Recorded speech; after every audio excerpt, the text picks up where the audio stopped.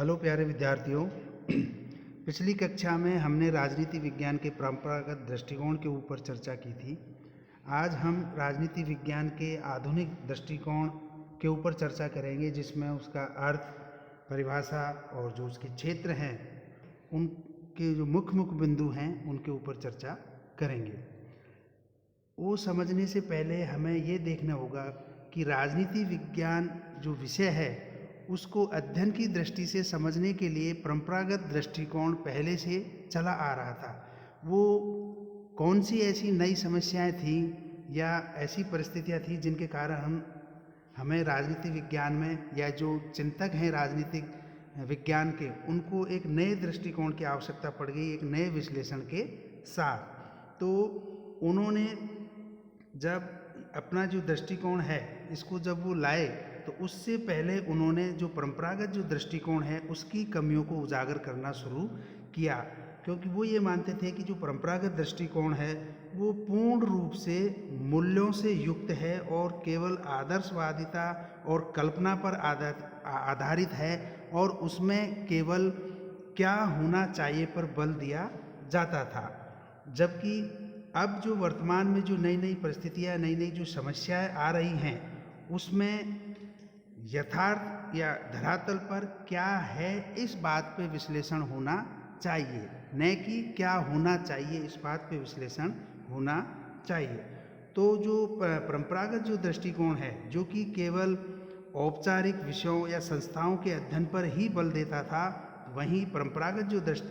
जो आधुनिक दृष्टिकोण है वो औपचारिक संस्थाओं के साथ साथ अनौपचारिक संस्थाओं या विषयों के अध्ययन पर भी बल देना उन्होंने शुरू किया। एक तरीके से वो राजनीति विज्ञान को वैज्ञानिक विश्लेषणात्मक स्वरूप प्रदान करना चाहते थे, जिसमें न केवल औपचारिक तत्वों, संस्थाओं, विषयों, बिंदुओं, इन्हीं पे फोकस होना चाहिए, बल्कि अनौपचारिक भी होना चाहिए, क्योंकि जो मनुष्य है एक सामाजिक प्राणी है। उसका जो वास्ता है या उसकी जो आवश्यकताएं हैं वो केवल किसी एक आयाम को लेकर नहीं होती। मनुष्य एक बहुमुखी और बहुआयामी प्राणी है, जिसका वास्ता समाज से, राजनीति से, आर्थिक क्षेत्र से, नैतिकता से आदि सभी से पड़ता है। तो इस आधार पे ये जो आधुनिक दृष्टिकोण है ये मानवीय क्रियाओं के साथ साथ उनके राजनीतिक व्यवहार के अध्ययन पर बल देते हुए राजनीति विज्ञान को अंतः अनुशासनात्मक दृष्टिकोण के आधार पर बल देना चाहते थे, जिससे कि राजनीति विज्ञान को अन्य जो सामाजिक विज्ञान है उनके साथ भी जोड़ा जाए, जिससे कि मनुष्य की जो अनेक प्रकार की जो आवश्यकताएं हैं उनकी पूर्ति हो सके। और दूसरे विश्व युद्ध के आते आते ऐसा लगने लग गया कि अब जो परंपरागत दृष्टिकोण है वो एक संकुचित दृष्टिकोण है, उसका क्षेत्र सीमित है, और वर्तमान में जो परिस्थितियां और जो समस्याएं हैं उनके निपटान में वो सार्थक सिद्ध नहीं हो रहा है। और जो राजनीति विज्ञान है उस राजनीति विज्ञान को एक नए स्वरूप और एक नए दृष्टिकोण के साथ अब पेश करना होगा। तो दूसरे विश्व युद्ध के बाद से माना जाता है कि जो आधुनिक दृष्टिकोण की शुरुआत हो गई थी, जिसने परंपरागत स्वरूप और उसकी गरिमा और उपयोगिता पर प्रश्न चिन्ह लगाना शुरू कर दिया था। तो दूसरे विश्व युद्ध के बाद जितने भी जो राजनीतिक चिंतक थे उन्होंने राजनीतिक प्रक्रियाओं एवं गतिविधियों को प्रमुख स्थान देने पर बल दिया, जिसमें जो इसके चिंतक हैं या प्रमुख रूप से जो समर्थक हैं, जैसे Walter Bagehot, Woodrow Wilson, Lord Bryce आदि ने ये मानने लग गए और इस बात पर बल देने लग गए कि अब समय आ चुका है कि राजनीति के यथार्थवादी अध्ययन पर बल देना होगा, जिससे कि क्या है, यानी वर्तमान में जो समस्याएं हैं उनके ऊपर फोकस होकर कि वर्तमान में ये है और उसका इस प्रकार से निदान होना चाहिए। इसी प्रकार जो ग्राम वालास हैं, आर्थर बेंटले, कैटलिन, लासवेल आदि ने भी मानव व्यवहार के अध्ययन पर बल देना शुरू कर दिया, और इनमें प्रमुख रूप से जो थे वो सी मेरियम, जिन्होंने अपनी पुस्तक न्यू एस्पेक्ट्स ऑफ पॉलिटिक्स में जो राजनीति विज्ञान है उसको वैज्ञानिक तकनीकों एवं प्रविधियों के विकास व प्रयोग पर बल देते हुए पूर्ण रूप से राजनीति विज्ञान जो कि एक समाज विज्ञान था, उसको वैज्ञानिक स्वरूप प्रदान करने पर बल देना शुरू किया। तो जो एक तो पाश्चात्य जो राजनीतिक विचार हैं जो कि बेसिक रूप से जो यूरोप से संबंध रखते हैं, वो सब अधिकतर परंपरागत दृष्टिकोण के समर्थक थे। तो राजनीति विज्ञान में एक नई विचारधारा, एक नई लहर चलने लगी, जिसकी शुरुआत शिकागो विश्वविद्यालय जो अमेरिका में है वहाँ से, कि अब राजनीति विज्ञान को पूर्ण रूप से वैज्ञानिक स्वरूप प्रदान किया जाना चाहिए। जैसा कि प्राकृतिक विज्ञानों में होता है कि 2 और 2 4 होते हैं, कार्बन डाई और ऑक्सीजन के अणु से मिलकर जैसे पानी का निर्माण होता है, तो उसी प्रकार राजनीति विज्ञान में भी हम सिद्धांतों का निर्माण कर सकते हैं, जिसमें मनोविज्ञान को आधार बनाना चाहिए और मानवीय व्यवहार या मनुष्य का जो राजनीतिक व्यवहार है उसका अध्ययन हमें वैज्ञानिक स्वरूप के आधार पर करना चाहिए। तो कुल मिलाकर यदि हम आधुनिक दृष्टिकोण का अर्थ इस अर्थ में समझें, तो जो आधुनिक दृष्टिकोण है वो ये मानता है कि जो परंपरागत दृष्टिकोण है वो मनुष्य या बदले हुए समय में मनुष्य का जो राजनीतिक व्यवहार है उसको या उसके विश्लेषण में कारगर साबित नहीं हो रहा है। अब चूँकि समय ऐसा है कि जो राजनीति विज्ञान है वो मनुष्य के सामाजिक और राजनीतिक जीवन का अध्ययन करता है। इसके अंतर्गत जो भी राजनीतिक प्रक्रिया हैं और उनके साथ साथ जो संगठन हैं उनका अध्ययन भी किया जाना चाहिए। तो इसमें क्या होना चाहिए के बजाय क्या है पर ज़्यादा बल दिया जाने लगा, और इसी आधार पर जो मनुष्य जो बहुआयामी है, एक सामाजिक प्राणी है, उसके लिए ये नहीं केवल राजनीति विज्ञान से ही हमारा काम चले, उसके आधार पे राजनीति विज्ञान को या राजनीति विज्ञान में अंतः अनुशासनात्मक अध्ययन या दृष्टिकोण पर बल दिया जाना चाहिए, जिससे कि राजनीति विज्ञान को अन्य समाज विज्ञानों के साथ जोड़कर जो भी समस्याएं हैं उनका हल हमें ढूंढना चाहिए। तो इस प्रकार से जो आधुनिक दृष्टिकोण है वो यथार्थवादिता पर सारा फोकस अपना रखता है। इसी आधार पे इसकी जो प्रमुख जो परिभाषाएं हैं, जैसे पहली, राजनीति विज्ञान मानवीय क्रियाओं का अध्ययन माना जाता है। इसके समर्थक हैं ए हर्ड और एस.पी. हंटिंगटन। वो कहते हैं कि जो राजनीतिक व्यवहारवाद है वो शासन को मानव और समुदायों के कार्यों की प्रक्रियाओं के रूप में स्वीकार करता है। ये नहीं कि केवल औपचारिक संस्थाओं का अध्ययन कर लें, लेकिन इससे काम नहीं चलेगा, क्योंकि जो औपचारिक संस्था वाकई में वो किन के लिए हैं, वो मनुष्यों के लिए हैं, और उनकी जो कार्यशैली है और उनके जो कार्य हैं वो किस प्रकार से उनका निष्पादन करती हैं, और निष्पादन के उपरांत उनका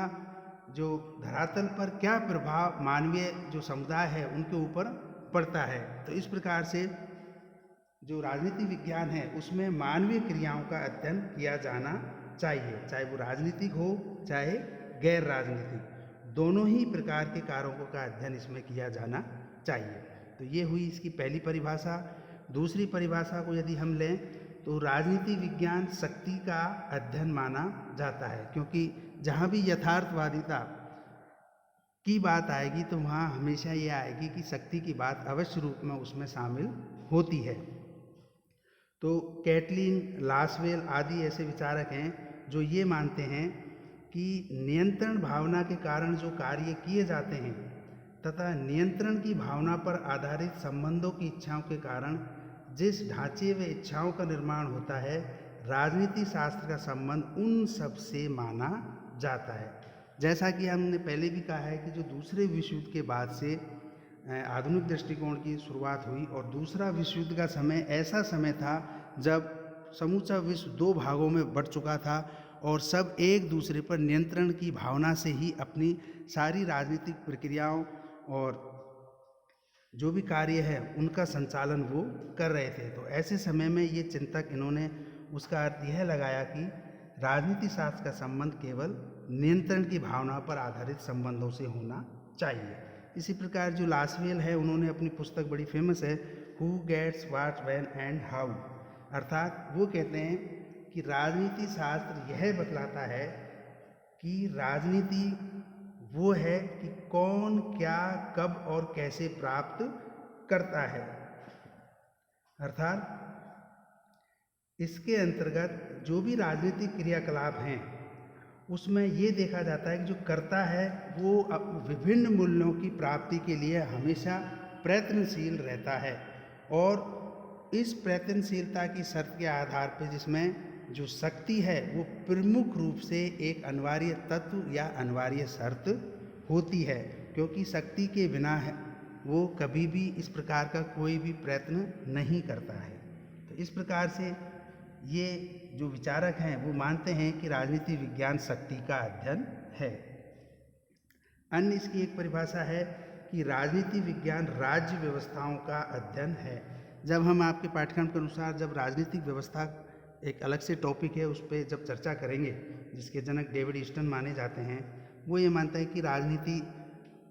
मूल्यों का आधिकारिक आवंटन है, यानी राजनीति के माध्यम से जब नीतियों का निर्माण किया जाता है तो जो राजनीतिक मूल्य हैं उनका आवंटन उचित रूप में होना चाहिए, जिसको सभी के लिए जो भी मूल्य हैं वो उचित मात्रा में सभी को प्राप्त हो जाए। लेकिन इस प्रकार की कई जो सिस्टम है वो किस प्रकार से होगा कि जो राज व्यवस्था है वो प्रमुख रूप से इस चीज़ के लिए उत्तरदायी है कि मूल्यों का आधिकारिक आवंटन तभी किया जा सकता है जब वहाँ एक न्यायशीलता के ऊपर आधारित एक राज व्यवस्था होनी चाहिए जो कि उचित आधार पे इस प्रकार के कार्यों का निष्पादन करे। तो चूँकि दूसरे विश्व युद्ध का समय ऐसा था कि बहुत सारे देश ऐसे थे जो औपनिवेशिक शक्तियों से आज़ाद होकर अपने लिए एक नई दिशा और नई एक ज़मीन तलाश रहे थे कि हम किस प्रकार का मॉडल हम अपने लिए अपनाएं। तो उनके सामने कई मॉडल ऐसे थे, प्रथम दुनिया का, दूसरी दुनिया का, जैसे अमेरिका है, यूएसएसआर है, तृतीय विश्व के जो देश हैं, ऐसे अन्य ऐसे सारे देश हैं। तो उनके सामने बड़ी चुनौतीपूर्ण समस्या थी कि वो किस प्रकार के मॉडल को या राज्य व्यवस्था के मॉडल को अपने यहाँ निर्धारित करें। तो उसी समय जो डेविड ईस्टन है, गैब्रियल आमंड हैं, आदि इन विचारकों ने ये माना कि राजनीति विज्ञान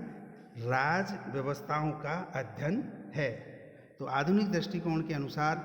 इन विचारकों के अनुसार कि राजनीति विज्ञान प्रमुख रूप से राज्य व्यवस्थाओं का अध्ययन है, जिसके अंतर्गत संविधान, सरकार के अंग, राजनीतिक दल, दबाव समूह, लोकमत, निर्वाचन, मानव व्यवहार ऐसी क्रियाशील संरचनाएं हैं जिनका राजनीतिक व्यवस्था के अंतर्गत अध्ययन किया जाना चाहिए, जिससे कि एक सेट मॉडल विश्व के सामने या विश्व के जो भी देश हैं उनके सामने उसका निर्धारण किया जा सके। अगली एक अन्य परिभाषा है कि जो राजनीति विज्ञान है वो एक निर्णय निर्माण प्रक्रिया का अध्ययन भी है। इसके जो समर्थक हैं वो हैं हर्बर्ट साइमन, जो ये मानते हैं कि राजनीति विज्ञान सरकार का अध्ययन करते हुए समाज या राज्य में विद्यमान परिस्थितियों के संदर्भ में नीति संबंधी जो भी निर्णय है वो लेने का काम किसका होता है, शासन या सरकार का। तो इस प्रकार की प्रक्रिया किस प्रकार से निभाई जाए और किस प्रकार से सभी समस्याओं का निष्पादन किया जा सके, इस बात का अध्ययन इसके अंतर्गत किया जाना चाहिए, और यह अध्ययन निर्णय निर्माण प्रक्रिया के अंतर्गत आता है। तो इस प्रकार से जो आधुनिक दृष्टिकोण है उसकी जो प्रमुख जो परिभाषा हैं या जो अर्थ हैं वो यही हैं कि बदलते हुए वैश्विक परिदृश्य में जो राजनीति विज्ञान है वो न केवल औपचारिक बल्कि अनौपचारिक जो विषय हैं और अनौपचारिक जो संस्थाएं हैं उसका अध्ययन इसके अंतर्गत होना चाहिए, जिसमें मानवीय क्रियाओं का अध्ययन, शक्ति का अध्ययन, राजनीतिक व्यवस्थाओं का अध्ययन, मनुष्य के राजनीतिक व्यवहार का अध्ययन। यदि हम जब अनौपचारिक संस्थाएं तो यानी जो भी अंतर्राष्ट्रीय राष्ट्रीय जो संगठन है, स्वयंसेवी संगठन है, उन सब का अध्ययन भी इसके अंतर्गत होना चाहिए। तो इस प्रकार से ये पूर्ण रूप से कोरी कल्पना या आदर्शवादिता से निकलकर यह सिद्ध करना चाहते थे कि राजनीति विज्ञान भी इसको वैज्ञानिक स्वरूप दिया जा सकता है और यथार्थवादिता के आधार पर इसमें भी सिद्धांतों का निर्माण किया जा सकता है। अब यदि हम इसके क्षेत्र के ऊपर बात करें तो आधुनिक दृष्टिकोण का जो क्षेत्र है वो प्रमुख रूप से इसके अंतर्गत जैसे मनुष्य के राजनीतिक व्यवहार के अध्ययन पर बल देना चाहिए। विभिन्न अवधारणाओं जैसे शक्ति, सत्ता, प्रभाव, वैधता, नियंत्रण आदि का भी वैज्ञानिक ढंग से अध्ययन करना चाहिए। और राजनीति विज्ञान की जो विभिन्न जो समस्याएं हैं और